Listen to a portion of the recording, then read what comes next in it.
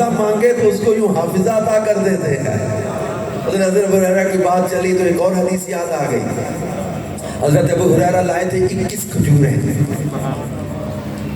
اور دو طرح کے واقعات ہیں حضرت ابو ہریرہ کی۔ یہ توشہ دان کے بارے میں جامع ترمذی میں بھی حدیث ہے اور مشکات میں بھی ہے، امام بہقی نے بھی لکھا ہے، دلائل النبوہ میں بھی ہے، اور بہت سی حدیث کی کتابوں میں یہ واقعہ ہے۔ دو طرح کا، ایک ہے جنگ کے سفر میں حضور صلی اللہ علیہ وسلم ابو ہریرہ کچھ کھانے کو ہے، توشہ دان جھاڑے تو تھوڑی سی کھجوریں یا 21 کھجوریں نکلی۔ حضور صلی اللہ علیہ وسلم ان پر دست مبارک لگایا، فرمایا ابو ہریرہ فلاں اور اس کے ساتھیوں کو بلا لے۔ حضرت ابو ہریرہ کہے میں ان کو بلا کے لے آیا، وہ آئے کھا کے چلے گئے۔ فلاں اور اس کے ساتھیوں کو بھی بلا لا، فلاں اور اس کے ساتھیوں کو بھی بلا لا، پورے لشکر کو کھلا دیا۔ حضرت ابو ہریرہ فرماتے کھجوریں وہی پوری، پھر میرے توشہ دان میں رکھی۔ ایک تو اس طرح کا واقعہ، میں خلاصہ عرض کر رہا ہوں۔ ایک ویسے ہی حضرت ابو ہریرہ آئے، عرض کیا کئی کھجوریں اس میں کوئی برکت کی دعا کر دیں۔ آپ نے ان پر دم فرمایا یا برکت کی دعا فرمائی یا دست مبارک لگایا۔ محبوب کریم صلی اللہ علیہ وسلم نے فرمایا توشہ دان میں رکھ لو، جب ضرورت پڑے اس میں سے نکال کے کھا لیا کرنا۔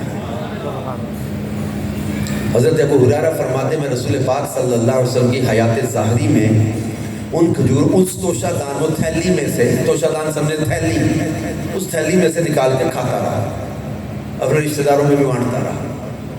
حضرت صدیق اکبر کا دور خلافت آیا، فاروق اعظم کا دور خلافت آیا، حضرت عثمان غنی کے پورے دور خلافت آیا۔ حدیث کے الفاظ ہیں، حضرت ابو ہریرہ فرماتے 200 وسق سے زیادہ کھجوریں میں نے استعمال کی ہوں۔ ایک وسق ہوتا ہے 60 سا کا، ایک سا ہوتا ہے، تک آپ نے یہ فطرانے کے موضوع پر سنا ہوگا، نصف سا یا سا، یہ فطرانہ، ٹھیک ہے، نصف سا گندم جو یا اس کا آٹا، ایک سا کھجور وغیرہ۔ سا ایک پیمانہ ہے، چند گرام کم ہوتے ہیں 4 کلو سے، ایک سا میں 60 سا کا ایک وسق ہوتا ہے۔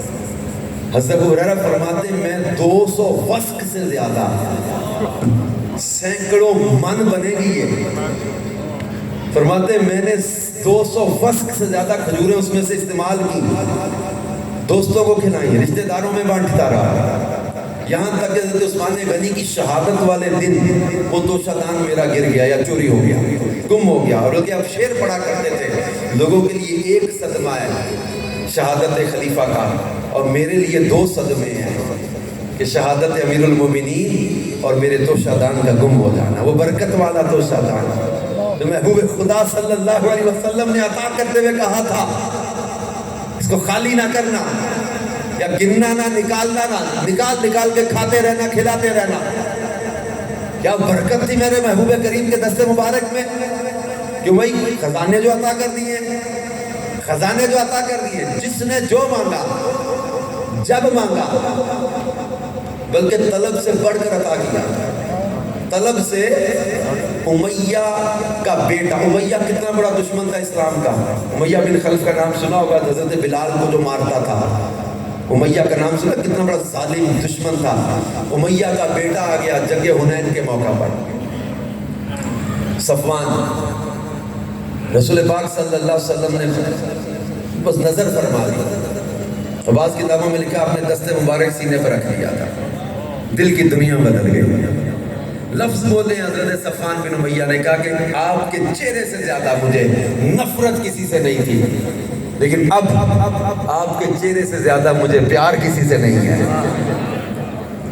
عرض کیا حضور تنگی کے دن ہے، ایک جنگل تھا پورا پہاڑوں کے بیچ میں، پوری وادی، فرمایا اس جنگل میں جتنی بکری ہیں یہ پورا جنگل تجھے دیا، بکریوں سمیت، ریوڑ سمیت۔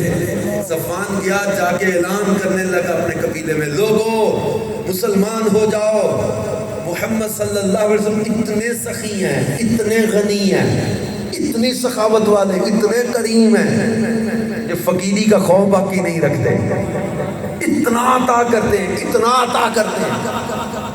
ظاہری طور پر مانگو، یہ بھی حضرت ابو ہریرہ کو نہ نظر آنے والی چیز حافظہ، وہ بھی نکلی آنکھ لے کر کوئی آئے جوڑ دیں، ٹوٹا ٹوٹا بازو کوئی لے کر آئے لعاب دہن لگا کے جوڑ دے. حضرت حبیب اپنے نابینا والد کو لے کر آئے, آنکھوں کا نور چلا گیا, لعاب دہن لگا کے نور عطا کر دیا. حضرت عکاشہ بدر کے میدان میں آ گئے, میری تلوار ٹوٹ گئی. تلوار ٹوٹ گئی تو تلواریں تو ویسے ہی تھوڑی تھی. اب حضور تلوار ٹوٹ گئی. محبوب تو سمجھتے ہیں کہ چاہتا کیا ہے. حضور نے لکڑی کی ایک پھٹی یا چھڑی اٹھا کے کہا چل عکاشہ تو اسی سے جنگ لڑ. حضرت عکاشہ کا بھی یقین کیسا مضبوط تھا, اسی لکڑی کی پھٹی کو لے کے لڑنے چلے گئے. حدیث کی کتابوں میں پڑھا ہے صحابہ اس تلوار کو اون, عین واو نون, اون کہتے تھے. اون کا معنی ہے مددگار. اون کہتے تھے صحابہ اس تلوار کو. کس تلوار کو؟ وہ لکڑی کی پھٹی. پوری زندگی حضرت عکاشہ جب جنگ لڑنے جاتے تھے لوگ اپنی لوہے کی تلواریں لے کے جاتے, ان کی تلواریں ٹوٹ جاتی, جنگ ہوتی تھی, تلواریں ٹوٹتی, مڑتی, ٹیڑھی ہوتی, کسی کے ڈھال پہ لگتی, کچھ ہوتا. حضرت عکاشہ وہ لکڑی کی پھٹی لے کے جاتے تھے. لوگوں کی لوہے کی تلواریں ٹوٹ جاتی تھی, حضرت عکاشہ کی وہ تلوار نہیں ٹوٹتی تھی. صحابہ اسے اون کہتے تھے, مددگار. یہ ٹوٹتی نہیں ہے, کس نے عطا کی ہے؟ محبوب خدا صلی اللہ علیہ وسلم. عکاشہ اسی سے لڑ. دو صحابہ کرام یہ رات دیر تک مسجد نبی میں بیٹھے رہے, مسائل سیکھتے رہے, کوئی باتیں ہوتی رہی. تو یہ رات دیر تھی, اندھیری رات, اندھیرا, خوف. مدینے سے باہر ان کا گھر تھا, آبادی سے جاتے حضور ڈر لگ رہا ہے, اندھیرا بڑا ہے, راستے میں کوئی تکلیف دہ چیز نہ نقصان پہنچا دے. رسول پاک صلی اللہ علیہ وسلم ایک چھڑی لی, دست مبارک مس کیا. راوی کہتے 10 ہاتھ آگے 10 ہاتھ پیچھے وہ روشنی دینے لگی. ٹارچ دیکھی ہوگی آپ نے, ٹارچ. آج حدیث کے الفاظ میں 10 ہاتھ ہوتا ہے, یہ آدھے گز کا تقریباً, یعنی سمجھے کہ 5 گز آگے 5 گز پیچھے وہ چھڑی روشنی دینے لگی. اس کی روشنی میں چلتے ہوئے گھر جا رہے ہیں. کہ میرے محبوب کریم صلی اللہ علیہ وآلہ وسلم کے پاس حضرت عتبہ آئے کہ حضور بڑے جسم میں آبلے نکل آئے, بڑی تکلیف ہے. اپنے لعاب دہن لگایا, شفا یاب کیا, بلکہ پوری زندگی حضرت عتبہ کہتے ہیں میرے جسم میں دوبارہ آبلے بھی نہیں نکلے, اور پوری زندگی مجھے خوشبو لگانے کی ضرورت نہیں پڑی. کسی محفل میں جاتے تو سب سے زیادہ حضرت عتبہ کے بدن سے خوشبو آیا کرتی. صحابہ کرام علیہ الرضوان حاضر ہوتے ہیں, عرض کرتے آقا یہ یہودی ہمیں کہتے ہیں تم لوگوں نے جس طرح ہمارا قبلہ استعمال کرنا شروع کیا, تمہارا اپنا قبلہ ہی کوئی نہیں, یہ تو قبلہ ہمارا ہے, تو تم لوگوں کے پاس اپنا قبلہ کوئی نہیں, تو جس طرح تم ہمارے قبلے کی طرف آئے ہو ہمارے مذہب میں بھی آؤ گے. تو اب عرض کیا آقا کو قبلے کی تبدیلی کے بارے میں کوئی حکم فرما دیں. جبریل امین حاضر تھے, فرمایا جبریل رب سے عرض کرو نا قبلے کے بارے میں کوئی حکم نازل فرما دے. بہت سینسٹیو ٹاپک تھا, یہ آسان نہیں تھی بات, قبلہ تبدیل ہونا. عرض کرو نا رب سے, جبریل اللہ سے عرض کرو نا قبلے کے بارے میں کوئی حکم نازل کر دے. جبریل امین کا جواب, عرض کرتے آقا میں تو ہوں ماننے والا, اور آپ ہیں ماننے والے بھی منوانے والے بھی. جبریل چلے گئے, محبوب کریم صلی اللہ علیہ وسلم نماز میں تھے. یہ مدینے سے باہر کی طرف ایک بستی تھی, وہاں حضور کسی ان کے معاملے کے لیے گئے ہوئے تھے. ظہر کی نماز کا وقت آ گیا, نماز میں کھڑے ہوئے, نماز میں ہی چہرہ آسمان کی طرف اٹھانے لگے. تو حکم آ جائے, آج دل میں آ گیا ہے قبلہ بدلنا ہے, قبلہ بدلنے کی بس آج دل میں بات آ گئی ہے. محبوب چہرہ آسمان کی طرف اٹھا دیا, اور حدیثیں آپ نے پڑھی یا سنی ہوگی, دعا میں فرمایا گیا چہرہ آسمان کی طرف مت اٹھاؤ, کہیں ایسا نہ ہو تمہاری نظر کا نور اچک لیا جائے. نماز میں چہرہ اٹھانا سخت منع ہے, نماز میں چہرہ آسمان کی طرف اٹھانا سخت منع ہے, سخت وعید ہے. چہرہ آسمان کی طرف مت اٹھاؤ, کہیں ایسا نہ ہو کہ نظر کا نور اچک لیا جائے.